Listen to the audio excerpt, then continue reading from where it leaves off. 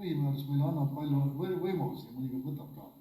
Aga üks võimalustest on põhimäärus, et kui külavanem tahab volikogus sõna saada, sellest ka ette teada annab, siis mingis konkreetses päevakorrapunktis siis on see otsustamisõigus volikogu esimees, kas seda sõna võimaldab või mitte.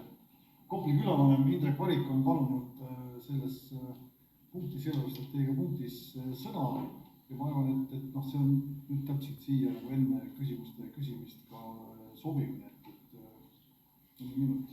Vallavalitsus, volikogu, ma siin tutvustaks Kopli küla eesseisuse ettepanekuid mõtteid ja pärast eelarvestrateegia esimese versiooni teadasaamist arutasime natuke asja ja siis annaks väikse ülevaate, kuhu me jõudsime. Eelmise eelarvestrateegias 24-27, mis võeti vastu oktoobris 23, sisaldas see strateegia 3 asja. See on Ilumetsatee, Kivikalmetee, Ilumetsa ringtee Kopli külas ehitus aastal 26, suurusjärk 260 000, näitan teile, kus see asus.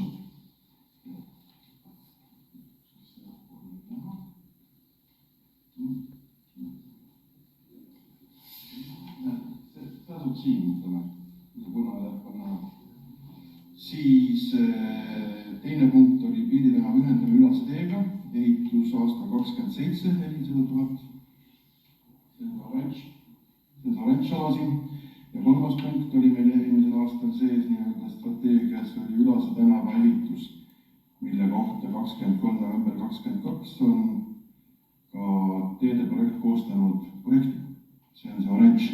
Vabandust, see lilla. See asub.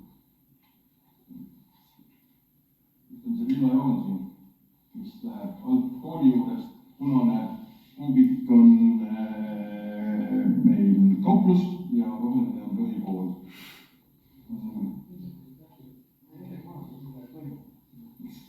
Sellepärast ei töötagi, et siin on parem.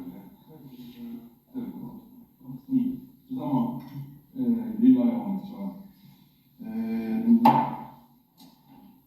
See positsioon 3 ei läinud millegipärast käesoleva eelarvestrateegia nagu drafti sisse ja ütleme nii, et istusime maha, arutasime seda asja ja tänases draftis on meil sees Ilumetsatee, Kivikalmetee, Ilumetsatee ringtee Kopli külas ehitus 260 000 aastal 28 põhimõttel, kus vald finantseerib 2/3 ulatuses ehk see kuni 260 000 ja kohalikud 1/3 osas.